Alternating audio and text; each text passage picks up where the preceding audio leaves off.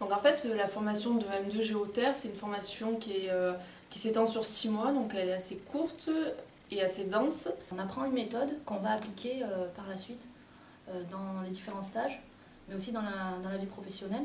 On nous propose plusieurs cours, dont pas mal d'intervenants extérieurs, comme en fait on a eu un cours de théâtre ou encore un coach de classe pour nous aider à mieux travailler ensemble. Tout ça pour en fait faire beaucoup de projets en groupe. Alors moi j'ai choisi la recherche parce que j'aimais bien le fait d'être libre dans mes études, pouvoir choisir un sujet qui me passionne. Ça c'est un point important. La recherche, c'est une passion que j'ai depuis des années. Ce qui me plaît à Avignon, donc les spécificités, donc c'est toujours l'approche quantitative avec beaucoup de modélisation, de simulation, de statistiques.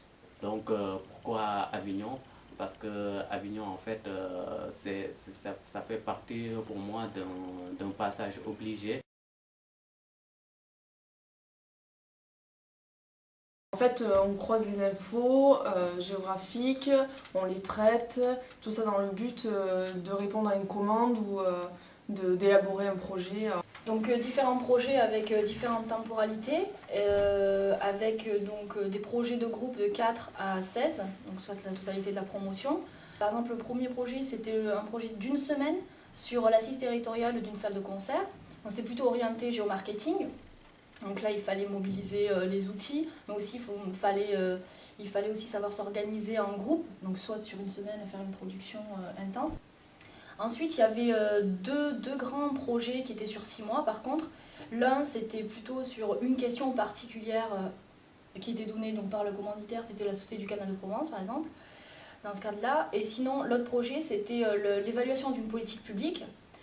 C'était d'ailleurs dans la continuité des autres promotions du master. Donc on est la 3e promotion à faire l'évaluation de cette politique et la finaliser sur les pôles d'excellence ruraux. Ensuite, il y a d'autres projets qui sont plus sur 3 mois, une longue durée, donc 3 mois jusqu'à 6 mois. Par exemple, celui sur 3 mois, c'était sur le développement d'un espace, enfin le développement d'un territoire sur un espace particulier, par exemple la vallée du Toulourenc. Là, donc, c'était vraiment de la conduite de projets territoriaux, c'était élaborer, monter et animer un projet sur un territoire donné.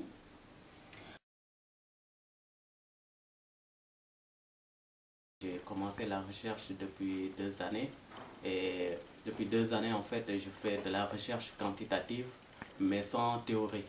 Donc à un moment je me suis dit que peut-être il serait bon pour ma formation de recherche d'aller dans un master ou dans une université qui offre la possibilité de faire un master sur les questions quantitatives. Moi ce que j'aime ici c'est qu'il y a des chercheurs de différents horizons, donc il y a un économiste, il y a des personnes plus mathématiques, etc. C'est assez varié et ça reste géographie quantitative avec beaucoup de théorie, de modélisation, etc.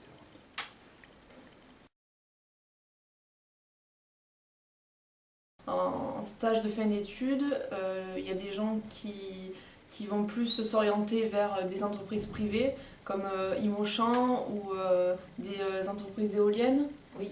Pour connaître l'implantation d'une éolienne, vers les CCI, vers les bureaux d'études.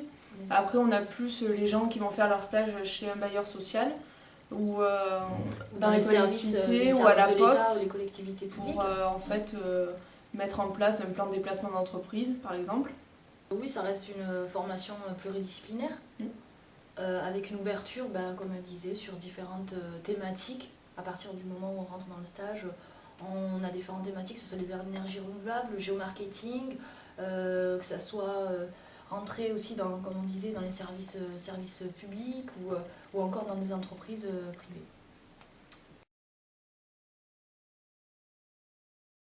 La spécificité d'Avignon, c'est justement la possibilité qu'elle offre en termes d'école, en termes de théorie et en termes de pratique sur les questions d'analyse spatiale, de statistiques, de cartographie, de systèmes d'information géographique.